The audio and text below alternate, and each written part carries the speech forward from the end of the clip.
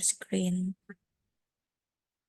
Nah, di pertemuan keempat kali ini kita nggak bakal lama sih, actually kita akan bahas satu lagi tentang regresi. Jadi kemarin kita udah sempet bahas eh, uji-uji prasyarat sebelum melakukan regresi, kemudian kita ada coba regresi linear sederhana itu bagaimana, kemudian kita juga ada coba regresi linear dengan menggunakan data skala Likert. Nah, sekarang pada pertemuan keempat ini ada satu jenis regresi lagi atau yang sering dikenal dengan regresi logistik. Ini sebenarnya adalah regresi binary logistik, di mana syarat-syarat dalam pengujian regresi logistik ini diantaranya yaitu variabel terikat atau variabelnya Y-nya itu wajib berskala dikotomi. Jadi maksud dari skala dikotomi ini adalah data nominal dengan dua kategori saja. Nah, biasanya dua kategori ini saling bertolak belakang, seperti ya dan tidak, baik dan buruk, panjang dan pendek, tinggi dan rendah, dan sebagainya.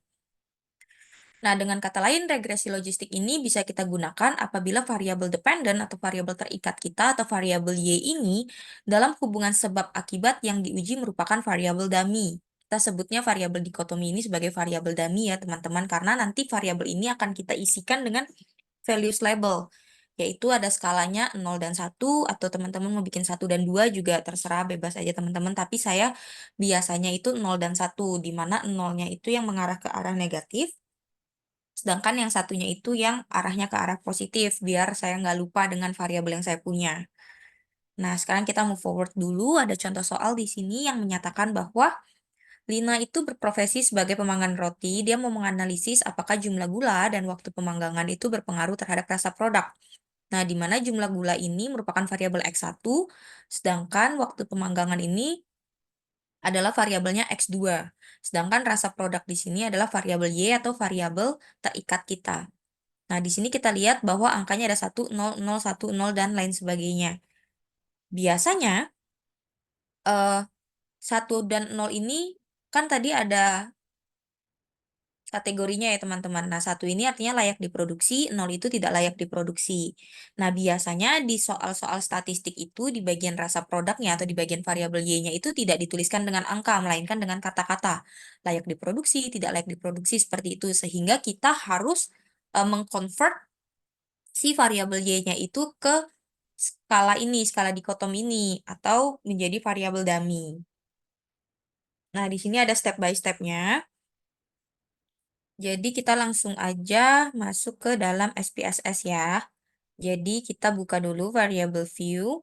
Untuk mengisikan bagian name-nya masih sama seperti pertemuan satu yang sudah dijelaskan. Kemudian di bagian labelnya juga boleh diisi. Nah, untuk bagian measure-nya kita isikan dua scale karena gula dan waktu tadi merupakan susunan angka.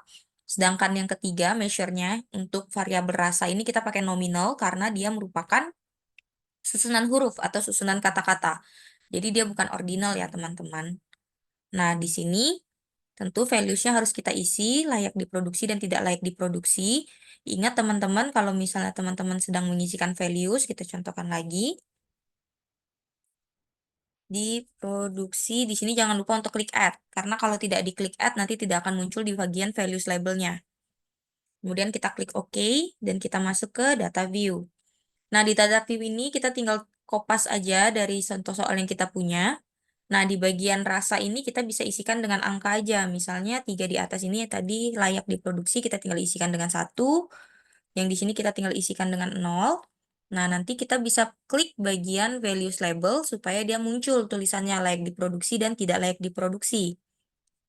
Nah, kalau di bagian SPSS terbaru atau SPSS 2023 itu nanti logonya itu berbeda dengan yang punya saya. Jadi logonya itu akan terlihat seperti percabangan antara huruf dan angka, huruf A dan angka 1. Nah, dia nanti logonya akan seperti ini. Nah, memang sedikit ada perbedaan karena SPSS yang saya gunakan udah SPSS lama, yaitu SPSS 2016, sedangkan yang teman-teman pakai mungkin SPSS terbaru ya, atau SPSS 2023 ke atas, 2024, 2025 yang terbaru-terbaru lah. Nah, cara kita melakukan analisisnya, kita tinggal masuk ke dalam analyze, kemudian kita masuk ke dalam regression, kita pilih yang binary logistic. Oke, dependentnya kita masukkan rasa produk, bagian covariates ini merupakan variabel independen. Jadi langsung kita masukin aja. Kemudian kita klik bagian option, kita centang classification plots, Hosmer and Lamb-Show test, dan iteration history. Nanti gunanya untuk apa akan kita bahas di slide berikutnya. Ini kita klik OK dulu. Nah, nanti outputnya akan keluar seperti ini. Ada beberapa hasil uji. Nah, sembari saya coba untuk menjelaskan, ini hasil ujinya sudah saya copy ke dalam PPT, tapi sebelum itu kita lihat dulu pengujian-pengujian apa sih yang dipakai untuk analisis regresi logistik. Nah, biasanya dalam uji prasyaratnya itu kita pakai dua uji. Iya, ada yang namanya min 2 log likelihood dan Hosmer and Lamb-Show test. Nah, tapi di sini untuk Nagle-Kirke R-square-nya kita pakai untuk melihat besarnya pengaruh ya teman-teman. Jadi sebenarnya untuk uji prasyarat itu ada dua, min 2 log likelihood dan Hosmer and Lamb-Show test. Jadi min 2 log likelihood ini gunanya untuk lihat data mana yang lebih cocok. Apakah data yang melibatkan variabel bebas atau data tanpa variabel bebas. Nanti kita bisa lihat dari iteration history yang kita klik tadi. Kemudian untuk Nagle-Kirke R-square ini sama fungsinya seperti R-square atau koefisien determinasi pada uji regresi untuk melihat besar pengaruh keseluruhan variabel bebas terhadap variabel terikat.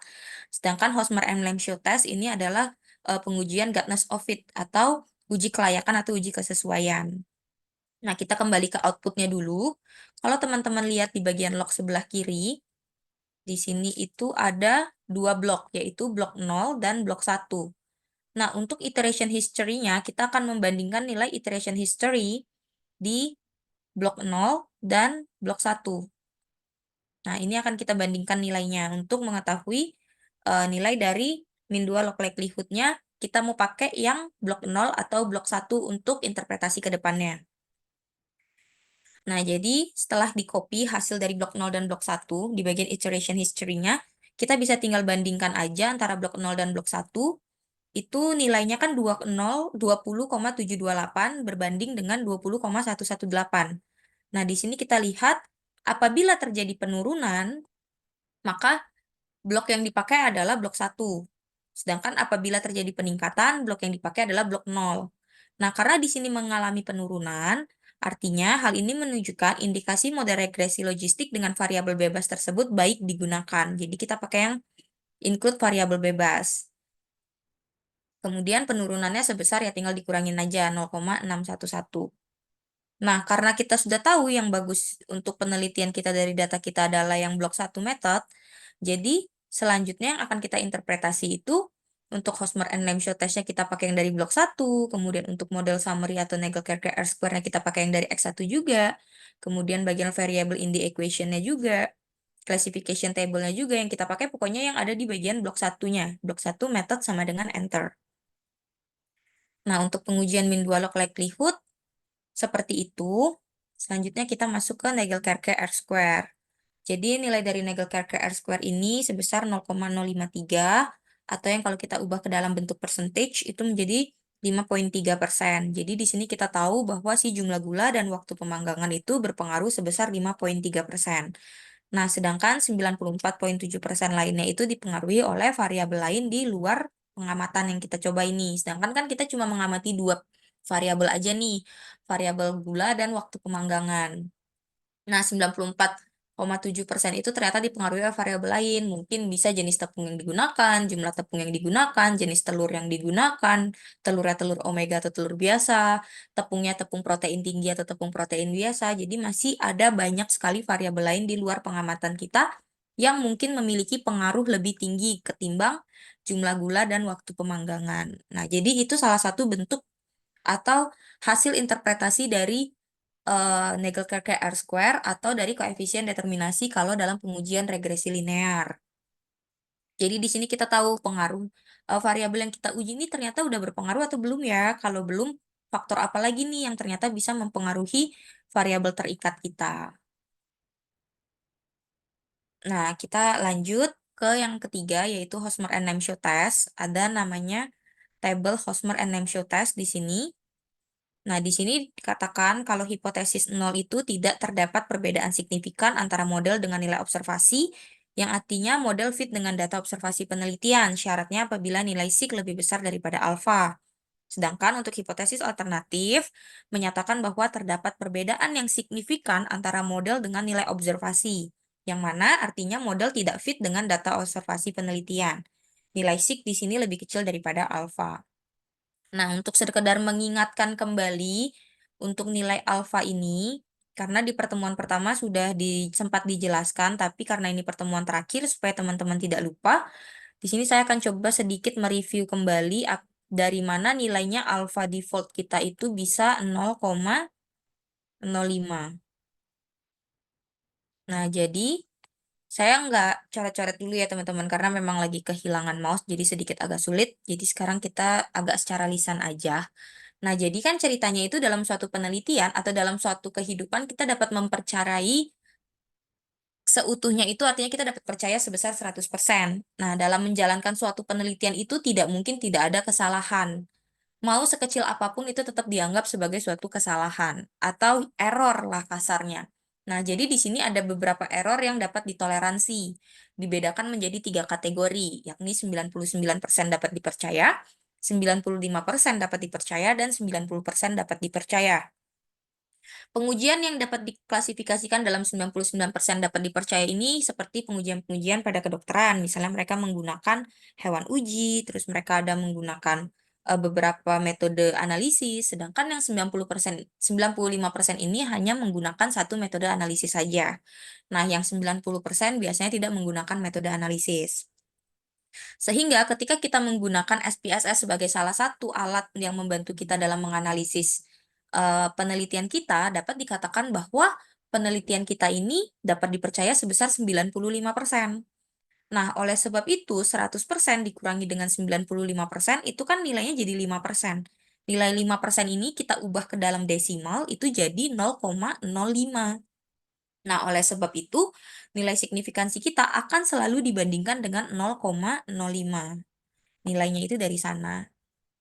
Nah, sekarang kita lihat nilai Hosmer and Lemcho test yang kita dapat ada 0,223, yang mana nilai ini lebih besar daripada 0,05, sehingga yang diterima adalah hipotesis 0. Oleh karena hipotesis 0 yang diterima, dapat disimpulkan bahwa model regresi kita ini atau model regresi logistik kita ini cocok atau fit dilakukan atau digunakan terhadap data observasi penelitian kita. Oleh sebab itu, kita bisa lanjut ke tahap berikutnya dalam menginterpretasi atau menganalisis. Jadi kedua metode ini, Hosmer and Lemcho test dan Mean-Wallock Likelihood ini merupakan salah satu metode uji prasyarat yang dilakukan ketika teman-teman mau melakukan pengujian regresi logistik.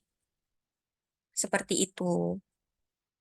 Nah, kemudian selanjutnya kita lanjut ke melakukan uji tingkat ketepatan prediksi model, yaitu dengan melihat bagian classification table, kita akan membandingkan nilai observed dan nilai predicted.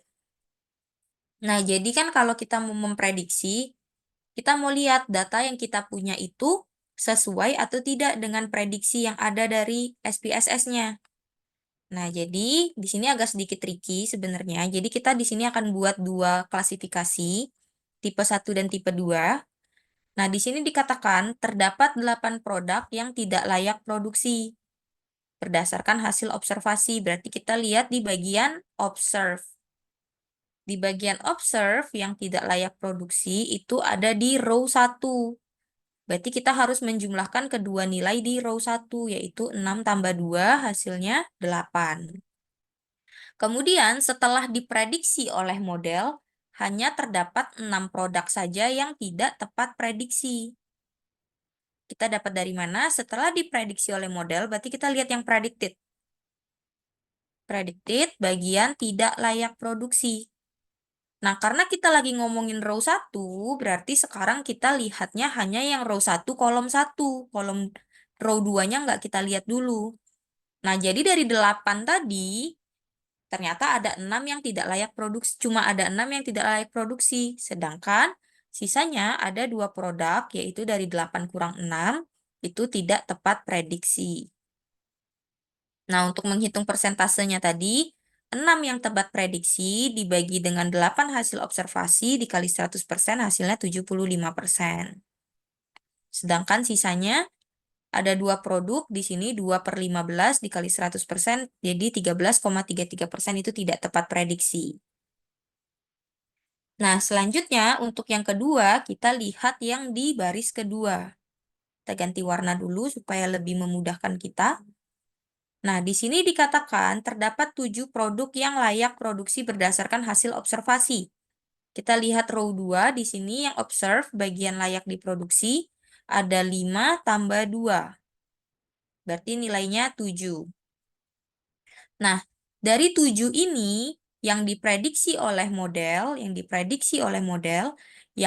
diproduksi hanya ada 2. Di kolom ini aja yang kita lihat. Oke. Nah, berarti 2 per 7 kali 100% sebesar 28,58 atau 28,6 di sini tepat prediksi, sedangkan sisanya 5 produk itu tidak tepat prediksi. Nah, secara keseluruhan, kita lihat nih secara keseluruhan, yang tepat prediksi tadi ada 6 di sini, ditambah dengan 2 di sini, atau misalnya teman-teman lihat yang sama-sama tidak layak ada 6, dan yang sama-sama layak ada 2. Berarti 6 tambah 2 ada 8 produk. Kita bagikan dengan total keseluruhan produk, 15 produk, dikali 100%, maka nilainya adalah 53,33%. Nah, sehingga kita dapat katakan, dari secara keseluruhan ini, tingkat ketepatan prediksi berdasarkan model itu sebesar 8 produk. Nah, seperti itu. Kemudian, sedikit lagi kita coba lanjut ke yang terakhir. Di sini ada kita ingin melihat pengaruh variabel independen terhadap variabel dependen. Jadi di sini kita mau lihat apakah gula dan waktu pemanggangan berpengaruh terhadap rasa produk yang diterima. Meskipun di awal tadi kita sudah tahu bahwa pengaruhnya hanya 5,3%. Sorry, 0,53%. 5,3% di awal tadi. Nah, seharusnya Nagle-Kerker R-square itu di belakang pengujiannya. Jadi paling akhir kalau susunannya. Jadi setelah variable in the equation baru yang Nagle-Kerker R-square. Jadi di sini kita tinggal copy table dari variable in the equation, kita lihat bagian signifikansinya, kita bandingkan lagi dengan nilai alfa, kalau lebih besar daripada alfa 0,05, signya yang diterima hipotesis 0, kalau lebih kecil daripada 0,05 yang diterima hipotesis alternatif. Hipotesis 0 menyatakan bahwa tidak terdapat pengaruh signifikan antara variabel bebas dengan variabel terikat, sedangkan hipotesis alternatif menyatakan terdapat pengaruh yang signifikan antara variabel bebas dan variabel terikat. Jadi yang pertama kita lihat dulu untuk jumlah gula. Untuk jumlah gula di sini nilai sig yang diperoleh adalah 0,611 lebih besar daripada 0,05. Sehingga kita dapat katakan bahwa jumlah gula di sini tidak berpengaruh signifikan terhadap rasa produk. Begitu juga dengan waktu pemanggangan, nilainya 0,584 lebih besar daripada 0,05.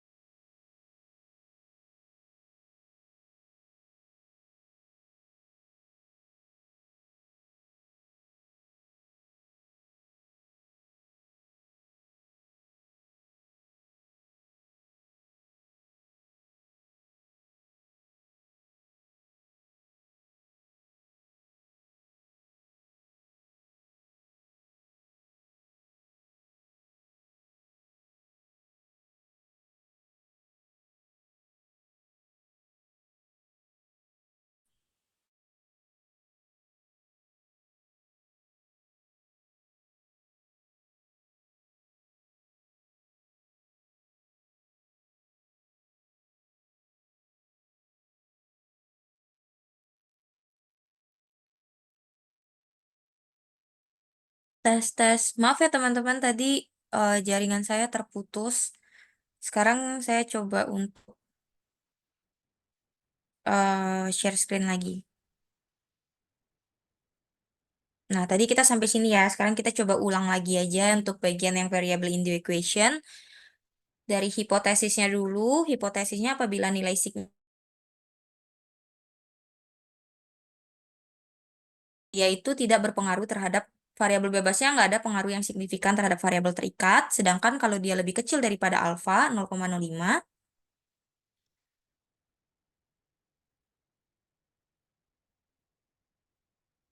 Nah, sorry tadi ada notify kalau jaringannya lagi jelek. Nah, kalau misalnya dia itu lebih kecil daripada 0,05, yang diterima adalah hipotesis alternatif yang menyatakan bahwa terdapat pengaruh yang signifikan antara variabel bebas terhadap variabel terikat. Nah, kan kita tadi udah tahu ya teman-teman, kalau X1 dan X2 itu keduanya variabel nilai signya yang diperoleh itu lebih besar daripada 0,05. Sehingga kita tahu kalau jumlah gula dan waktu pemanggangan itu tidak berpengaruh secara signifikan terhadap rasa produk. Nah, kalau Nagelkerke R-square-nya tadi dibahas di belakang, jadi kita bisa bilang, kenapa dia bisa tidak berpengaruh? Oh, ternyata pengaruh dari X1 dan X2 ini ternyata memang cuma 5,3% aja. Sedangkan masih banyak variabel lain di luar sana yang berpengaruhnya lebih besar. Mungkin karena masih ada 94,7% variabel-variabel yang berpengaruh di luar penelitian kita. Nah, seperti itu aja sih teman-teman untuk pembahasan dari pertemuan regresi logistik pada pertemuan malam hari ini. Oke, terima kasih teman-teman semua sudah join di kelas terakhir SPSS bulan Maret. Saya izin untuk stop share screen. Dan teman-teman kalau ada yang bertanya, boleh bertanya di sini, boleh bertanya di grup, dan juga boleh bertanya di personal chat juga nggak apa-apa. Tapi mungkin saya agak sedikit slow respon. Sebelum teman-teman leave, boleh isi link presensi yang dikirim oleh Kanadira di kolom chat. Terima kasih teman-teman semua. Selamat malam.